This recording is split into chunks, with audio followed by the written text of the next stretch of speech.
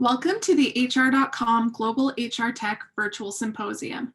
Thank you for joining us for Transforming Organizational Content to Learning Experiences Rapidly, Keeping Up with the Velocity, sponsored by Harbinger Group.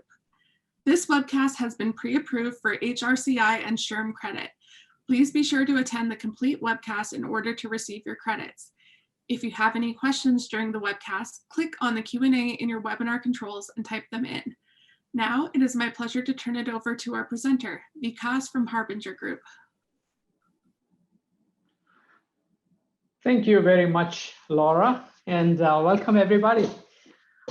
I'm really excited to be with you today, and I want to take a moment to explain our topic today. It looks like quite a mouthful, doesn't it? Rapidly transforming organizational content into learning experiences.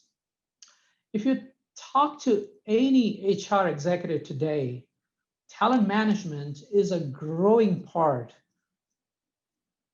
of their responsibility. With talent management, the critical areas are skill development, leadership development, and other forms of learning. Learning is in turn no more a matter of a bunch of training programs anymore. It's a broader construct that encompasses a range of different activities and experiences that an employee encounters throughout a day's work. HR and L&D are therefore increasingly concerned with creating learning experiences. And that's one part of the topic here, creating learning experiences. The other part is about content transformation. Today's organizations capture a swathe of content in information systems, whether it is the CRM or human capital management systems or other customer interaction systems, product systems. We record Zoom meetings, create policy documents and memos. We write case studies, take pictures and videos of work. All this makes up what we call organizational content. And it's mostly user-generated. So it's UGC, user-generated content. Such content is foundational to building learning experiences because it is specific to the organization and it speaks to the sustainable competitive advantage, the secret sauce of the organization. The key issue then is how to rapidly transform such organizational proprietary content into learning experiences for employees. How to, for example, take a customer visit report and create a case study for the sales staff, or how to use the video recording of a new product demo meeting to extract product learning nuggets, how to capture a conversation on Zoom, on Teams or on Slack for that matter, and generate a sense of practice questions. Customer service staff can benefit from that. How to do all of this rapidly and with minimal lag between the time a new product literature shows up and the time product training is rolled out, with as much automation as possible. So that's kind of where we are going with this topic, rapid transformation of organizational content into learning experiences. And in about 15 minutes, we want to be able to identify types of content that are suitable for rapid transformation into learning experiences, know how to provide rich learning experiences to your employees, name the key technologies for creating such experiences, and learn how to expedite your content transformation journey.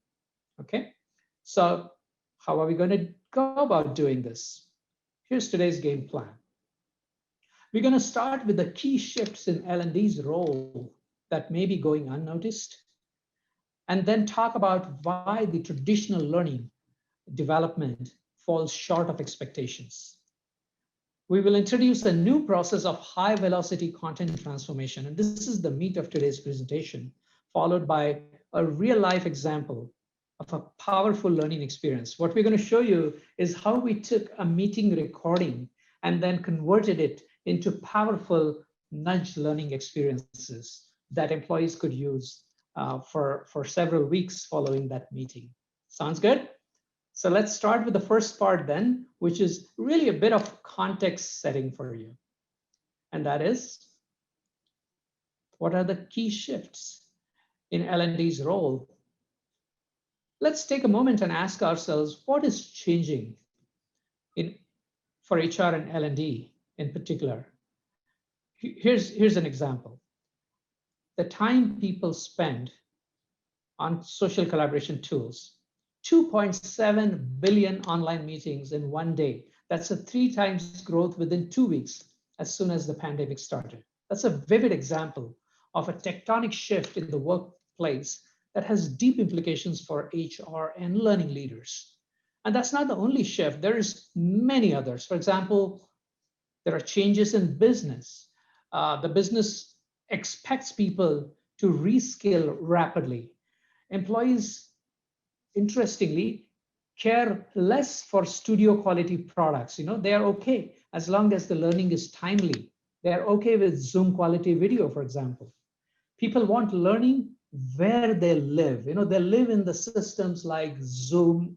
They live in Teams, Slack, their Salesforce, or whatever environment is right for their work. They want learning and training to appear there. They don't want to go to LMS. And these are challenges, but there is opportunities too. For example, there is a tsunami of user-generated content that we could harness to create learning that is highly relevant. And there are technologies that let you tap into such content effectively, including the search technologies, curation technologies. So the question is, given these changes, what key shifts will occur in L&D's role? And the answer follows from this slide. If you look at this screen carefully, you will see that L&D needs to become the facilitator of content curation, the catalyst of content transformation, and the accelerator of learning creation. Those are the 3 roles. And this is a great time for polling our audience today. And here's our first question coming up that discusses what type of training changes very rapidly. Again, we are back to the theme of velocity. Where do you find the most rapid change and the smallest shelf life, so to speak, among these various categories of training? And I do see some answers coming up already.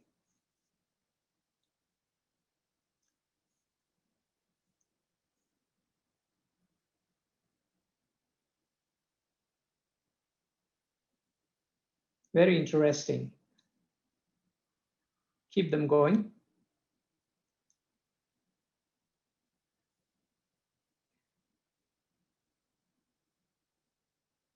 And over to you, Laura, for showing the results. And as you can see here, technology training seems to be the one where there's the highest issue with self-life. You really need to cope with the velocity. But even for other types of training, including leadership training, there is this sense that you have to keep up because, for example, building trust remotely, that's a new type of training you need, right? Or training related to diversity and inclusion or workplace safety. All those are new things coming up, and you need to refresh content and provide it to your learners. So let's stop sharing the results here and move on to our presentation.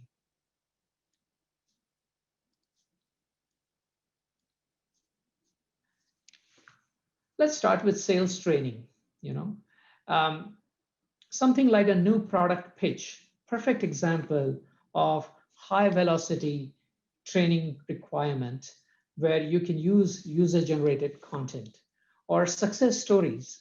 For example, your star sales staff may come back and report stories, and it may be possible to convert some of them into case studies or best practices for your sales training. Same goes with leadership, how to handle critical situations or decisions that need you to go back to the company values and determine which way to go. In product training, you have product support, troubleshooting. All these are examples where it's your company's users, your leaders that generate content as a matter of course. That content exists in your systems and it's needed for creating learning experiences. So here's another question for you, and this time it's about the time lag, right? The time lag between learner needs and the available training. How much is your learning content in sync with your users' evolving needs across different categories? Do you find yourself lagging behind substantially? Or are you completely in sync or in between?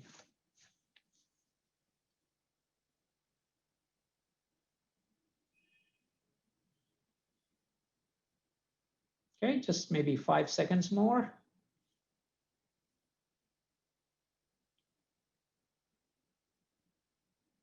Excellent. And as you can see here, we have 0 votes for stays completely in sync. And that looks like a lofty goal, almost unattainable, but hopefully at the end of the 50 minutes, you might start thinking that at least for some types of content and some types of learning experiences, you may stay in sync with the needs if you configure your systems appropriately. So we're going to go there, okay? So I'm going to stop sharing the results and move on to one final question. This is our last question for you, which is about leveraging the user-generated content. Just how much value are you in HR and L&D getting out of naturally occurring user-generated content in your organizational repositories? Let's bring up that poll here.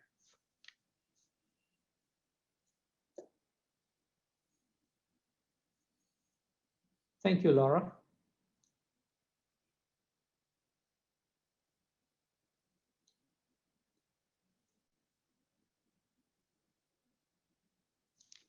So for example, to what extent do you harness your Zoom meeting recordings, your policy documents, your product literature, your visit reports, your Salesforce content, the chat on enterprise social networks, the conversations between managers and directs, everything, anything and everything that gets stored in digital media in your organizational systems? To what extent do you convert into learning content without too much delay? Thank you. And I think the answer is minimal, and that's fairly representative of many CLOs I have talked to. So we're going to take it from here, and we're going to do a quick recap of what we did up to this time. We saw that there are shifts in the workplace that have important implications for HR and L&D. There's a lag between what the learners need and the training available. User-generated content is a big opportunity, and L&D can be the facilitator of curation and conversion of this content as well as distribution, but it's not quite happening. So this is where we take a deep breath and we say, why is this not happening already if it is such a good idea? Where are we falling short? When we think about it, it becomes clear that the issue is not with technology, the issue is with the process. And so let's look at the process. What is the traditional process for content conversion? You start with some raw content, and the content comes from a subject matter expert, someone who has the knowledge, experience, and sometimes skill that you're trying to teach. And then the instructional designer would create a content outline, lay out the learning objectives, and then go back to the subject matter expert for a review. If the subject matter expert is available, the instructional designer would get a review back in time. Then the designer creates a storyboard. Often, the subject matter expert wants to review the storyboard. Then you start e-learning development using tools, multimedia. You do the production of video, audio, illustrations, and you put everything together. Now the instructional designer and the SME would review. And finally, you would deploy this to the learning management system where people may or may not go. We have identified 5 blockers in this process that make it slow. Number 1, just the dependence on subject matter experts for sourcing content, for reviewing, for approving, for reviewing again. There is too much back and forth happening here. Number 2, there is no discovery process for newly generated useful content. You know, if a customer talked about how they used your product in a very different way, a very different use case, you want it to be available to everybody instantaneously, but there is no discovery process. So unless the subject matter expert discovers this, it's not going to reach the salespeople. The latest content, when it is made accessible immediately, adds a lot more value than polished content several months later, right? Long time cycles for e-learning production, typically 3 to 6 weeks from the time the needs are defined. The need for repeated and time-consuming reviews by subject matter experts, something we talked about. And finally, and this is a subtle but important issue, is even if your training program is ready, there's a time gap between the release of your training course and the consumption, because you need to wait for someone to show up, right? So bottom line, there's a need for revamping this whole process and start looking at a new process. And that's what we are going to go to next. Now, I must confess, I'm not looking at the chat right now, but if there's any questions, I would request my colleagues to just alert me, and I'm happy to answer them. And we'll take some questions in the end as well, okay? So let's keep this going. So with that bottom line of revamping the traditional process, here's a new process for high velocity content transformation. This is part 3 of our discussion today. What does this process look like? Let's take a look. Here it is. Identify sources of user-generated content. You know, there's a lot of useless user-generated content, obviously, right? Because it's not high quality, it can be incorrect, and more importantly, it could be pretty useless, right? So where is it that you're going to find useful user-generated content? Figuring that out is very important. Number 2 is tag the content so that people can discover it. You know, you need to make it discoverable, searchable. 3, transform the content using AI tools so that instead of just being a bunch of text or videos, it becomes learning content, such as quizzes or lessons that learners could consume in a systematic way. Curate content, because you need to, again, say which of this will be useful to who. And finally, deliver the content in the flow of work. For example, just before a direct is going to have a meeting with a manager, you might deliver a piece on how to report effectively. Or after someone has conducted an interview, you might deliver a piece on how to capture the essence of the interview for other panelists on the interview panel. So those are some of the things where you sort of bring together the flow of work and the learning content. Those are the 5 building blocks of the new process. So now I'm going to share with you the new process here.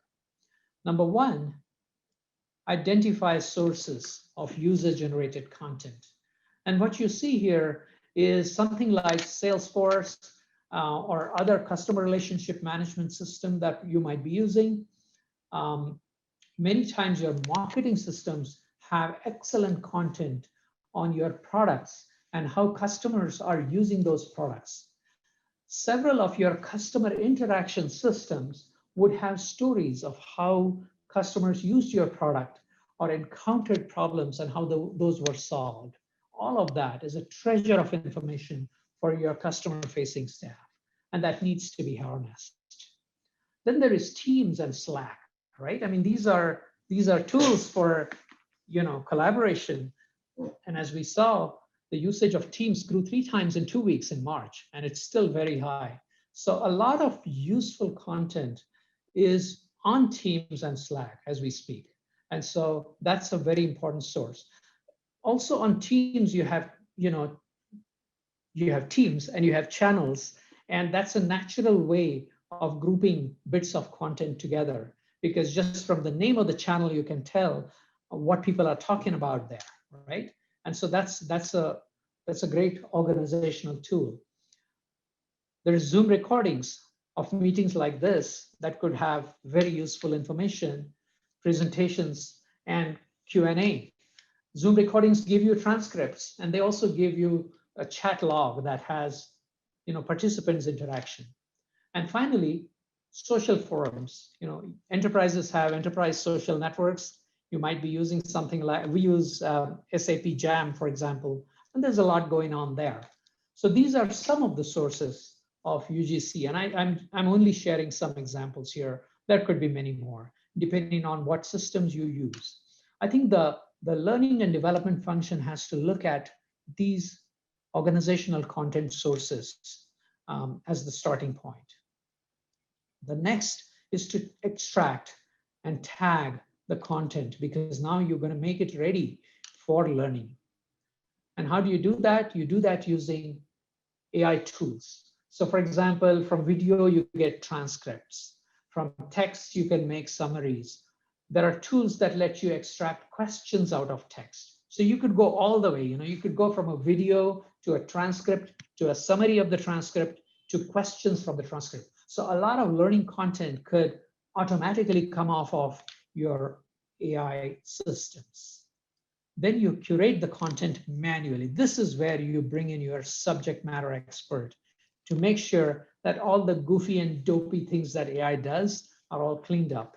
But then with that one single intervention, you are ready to deploy the content, not only on your LMS, but on your learning experience platforms and on your collaboration platforms like Team and Slack.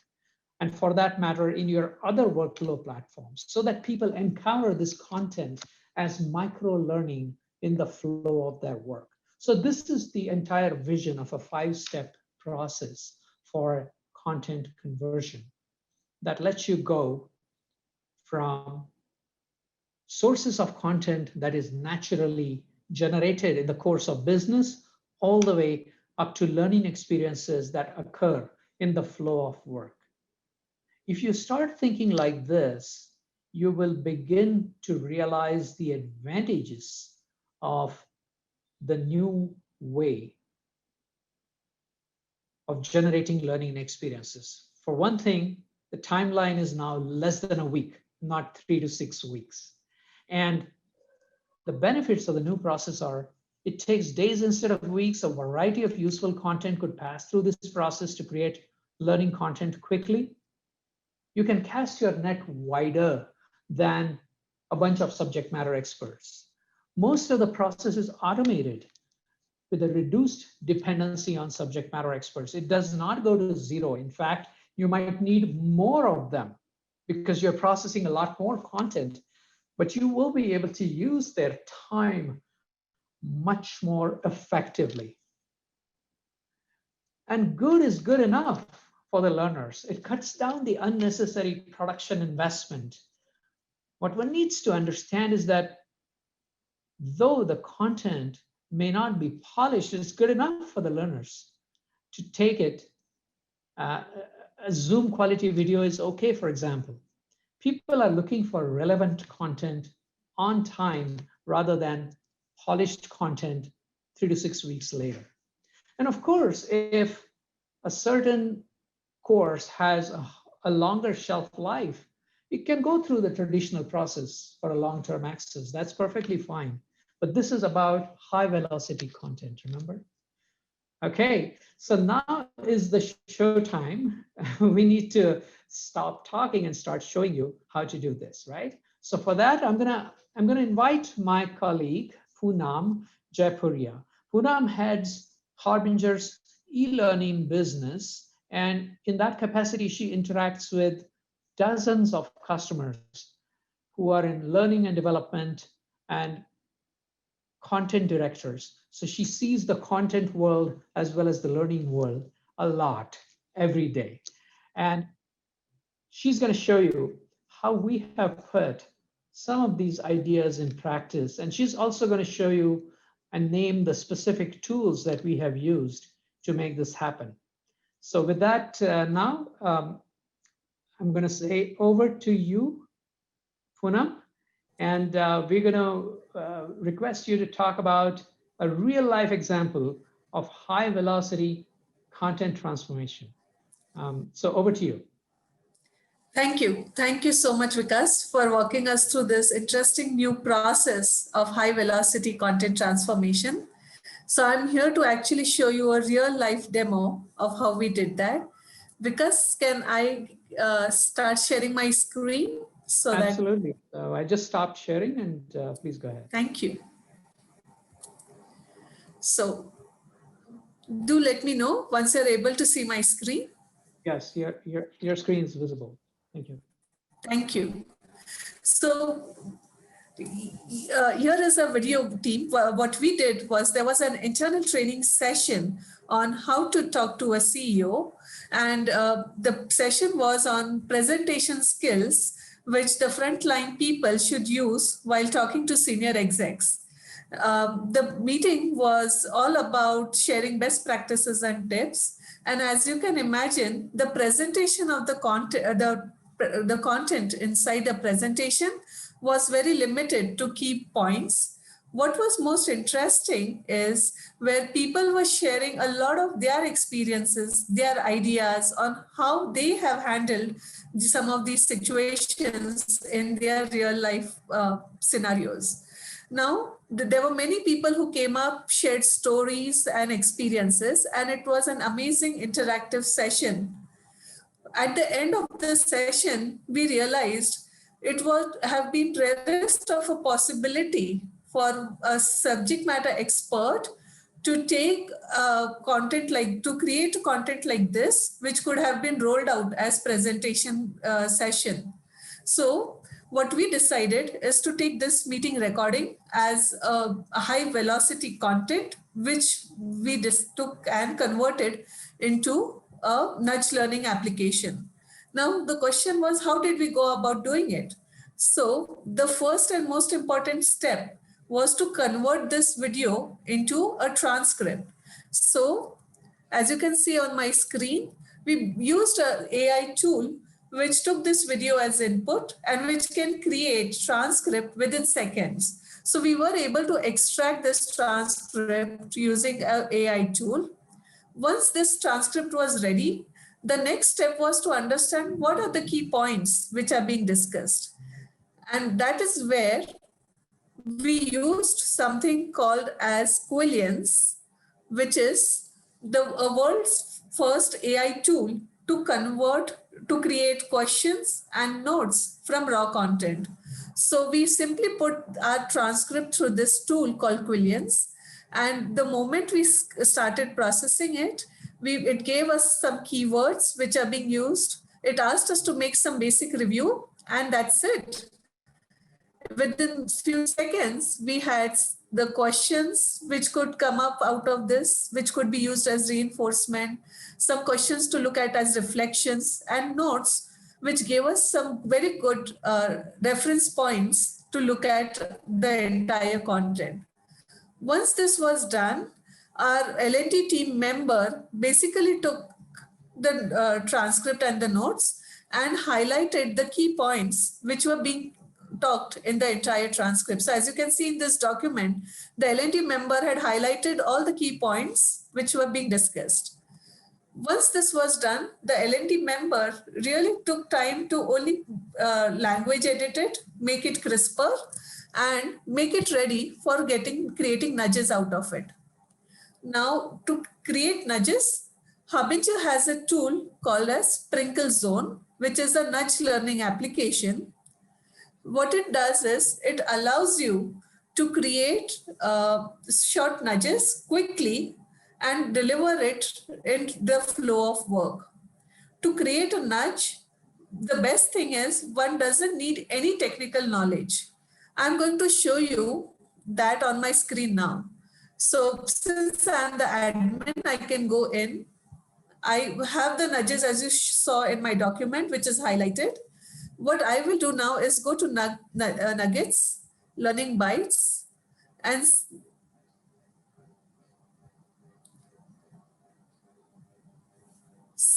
simply go and create my learning bites. It's a very simple interface where I can go and add title, description, select my nudges, and start adding the nudges here. In few minutes, I will be able to create all my nudges which I want to deliver through this content. And the moment I publish this nudge, it's available to all my employees in my organization. And this nudge is what you will now see on my screen, where I can see what you're seeing on my screen is how many nudges do I have access to as a learner, how many have I completed, what are in progress nudges, different nudges which I have subscribed to. Here you can see the popular nuggets which are being used at an organizational level. And of course, anything new which has been added recently in this Sprinkle Zone. So I can go and now see the nudges here on how to talk to a CEO. Now, what's interesting is I will necessarily not go to any website, say sprinklezone.com, to start learning nudges. It's really difficult to take me even to a LMS. So what's important is to bring these nudges in the flow of work. And that's the beauty of Sprinkle Zone. It can fit in very nicely into any collaboration app or any other system which an enterprise may have. So Hubinja uses Teams for collaboration. So right here within my Teams, as you can see on my screen, I'm in Teams. Over here is where I can find all the different applications, and that's right there, Sprinkle Zone. And the moment I click on Sprinkle Zone, it shows me all the nudges which are assigned to me or which I'm supposed to take. And right here, I can go to the nudge I want to access. So let me just re-log in. And while you do that, Poonam, just wanted to sort of recap what we saw here. So the first tool that that you showed us is where you're creating content, right? You're transforming a transcript into questions and so on. And then the second tool that you showed us, that's sort of making it ready for delivery. And now in Microsoft Teams, you are showing us the experience of the learner as they see it, right? That's where you're going next. That's correct, Vikas. Thank you. Yes. And so right here in Teams, I can access the nudges which the Sprinkle Zone has access to. And here, if you can see, it can have as simple as text image combinations. I can hear some interesting stories, or as simple as even highlighting the key point which was discussed in that meeting. So in the entire process, the SME review was only at the point where it was important to highlight those key things which have come up in this meeting or the discussion. So let me stop sharing, Vikas. Can you please start sharing a screen again?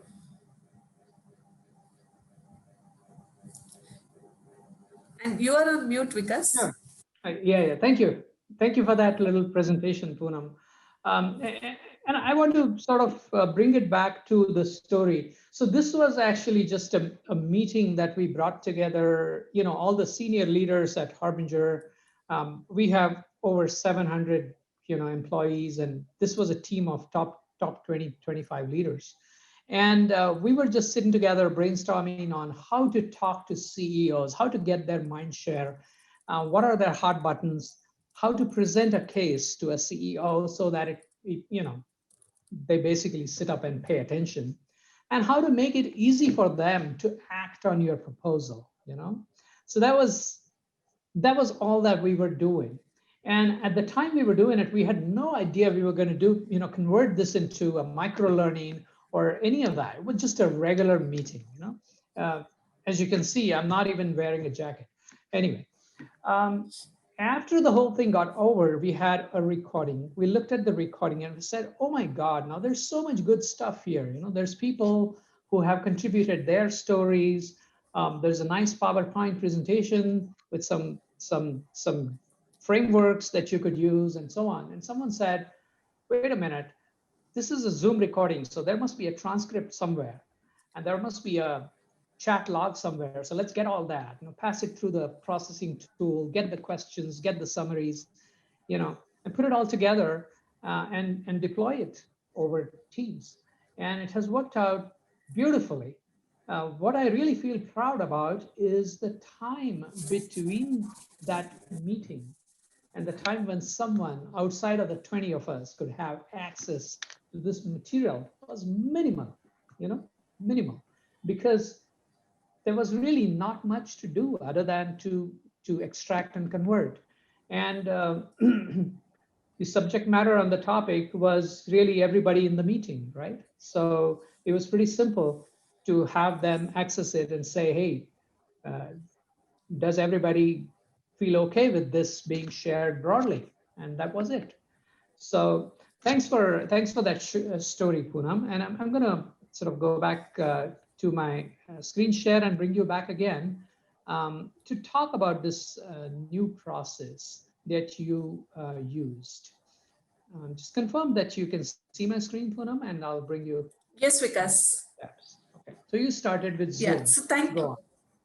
Yeah, so as you just saw, we basically had a simple Zoom meeting recording, which we used as an input. Once this recording was available, we created a transcript out of it.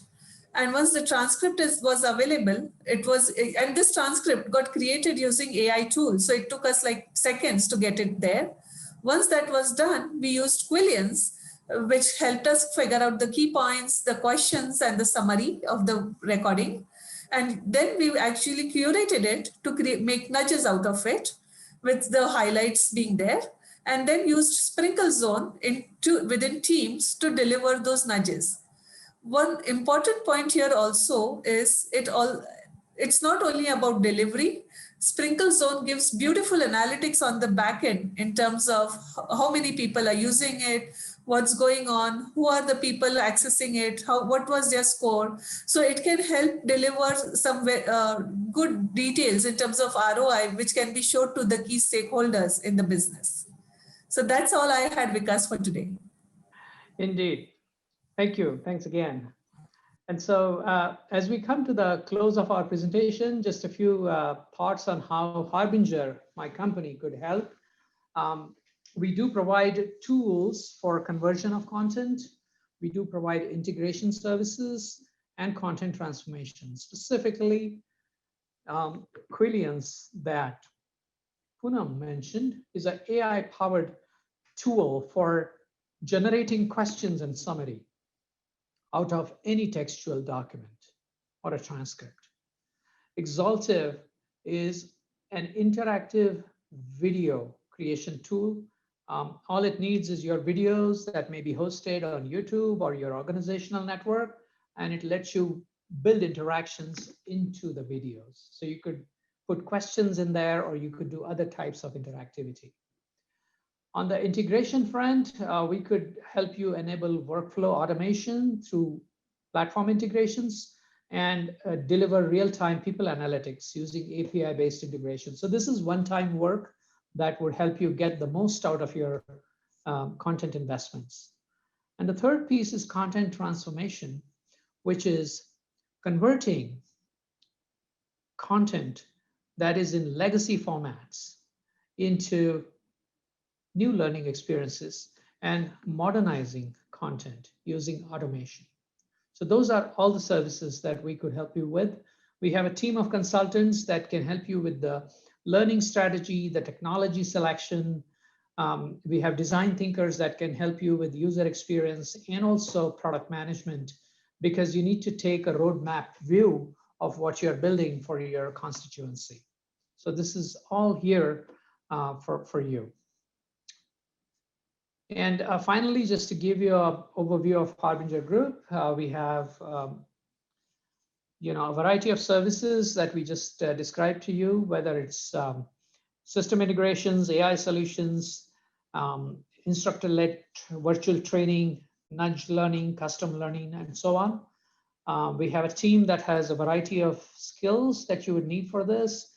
And we just celebrated 30 years of operations. So it's been a fantastic milestone to be serving the learning industry. So very, very proud to be involved in serving people such as yourselves with our award-winning learning solutions. So with that, we come to our final piece, which is the conclusion. What we learned is online work generates a lot of user-generated content that must rapidly reach employees through learning experiences.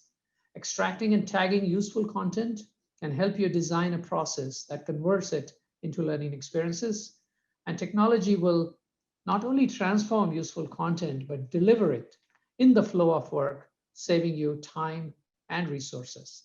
I do hope you found this discussion useful, and we are here. If you have any ideas to share or any questions, we'll hang out for a few minutes. I do have my colleague Shrikant as well. He's a technology expert, so he's here to answer if you have any questions on the tools and technology. And then Poonam is here to answer your questions about the process and instructional design. So over to you, back to the moderator here. Thank you.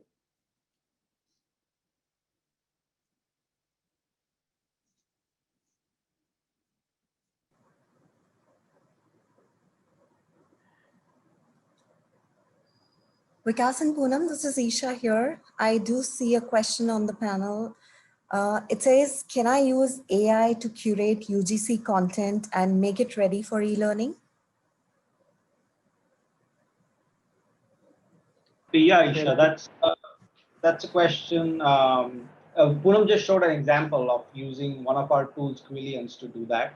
So you could use it via Quillians or build your own tool or use any other tool. So there are tools available to do that. And depending on the type of content you have, it gives you either a summary or questions or FAQs, and you could use it in different formats. So definitely AI, you can leverage AI to curate user-generated content.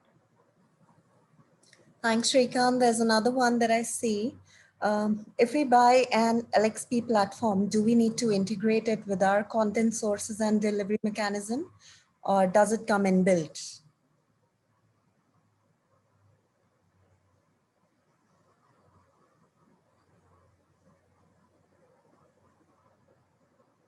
Yeah, I can take that as well, Isha. So Sure. From an LXP platform perspective, many LXP platforms out there allow you to integrate your own content. Only thing is that you have to make sure that you have the right kind of connectors, or you can pull the content and periodically feed that. You may have to do some manual curation using their process and their way of defining learning. So either you go to a team that kind of has knowledge of that process and their style of delivering the learning, or you create some of your own tools to input that learning in that format or create that nugget so that the learning experience platform can consume and deliver it in real time. So it's possible. Of course, some curation and some manual intervention may be necessary from organization to organization. Thanks, Shrikant. That helps. I see another question which says, how much time did it take to convert the video recording to nudges? And would this process work only with videos? So Poonam, would you want to take that up? Sure, Isha. So we actually took about 3 to 4 days to get this done, to make create nudges out of it, and in fact launch it in the organization. And to the second part of your question about videos, it actually can be used with many different kinds of content. Your source content could be in a PDF, in documents, or any other form, because what it takes is finally a text version of that content and processes it further. So any kind of input is can be processed through this, can be used to process this. Thank you, Poonam. There's another one. Our data resides in various systems. Does one need to integrate all these systems? So who'd be willing to take that up? Yeah, so it's common for I mean, I would be surprised if the data were all in one system, right? I mean, it rarely happens. It never happens that way. So you are going to have your customer data in many different places, your product data in different systems, your employee data is going to be in different systems. So the collective expertise of an organization is by definition distributed across various systems of record. Now, if the point of the question is, do we need to integrate all of them? The answer is you only have to integrate what you have to, right? I mean, it's what content are you interested in, and to what extent do you need an integration? It's only that.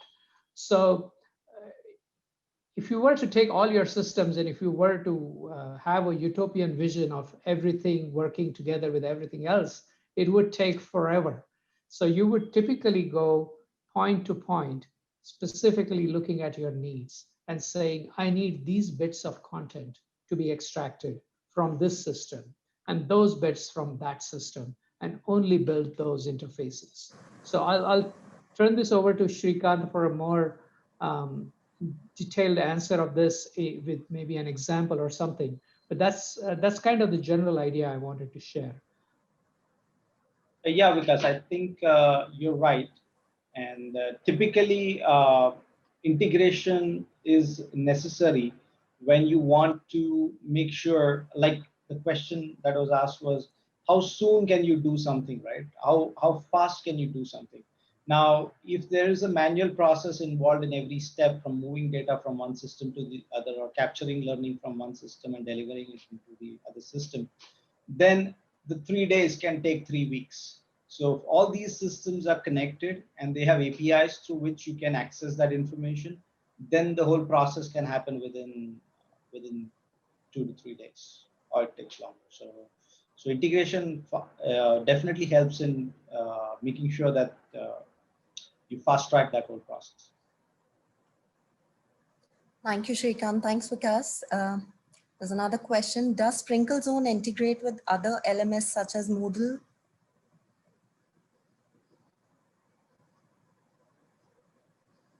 Shrikant, you want to take that?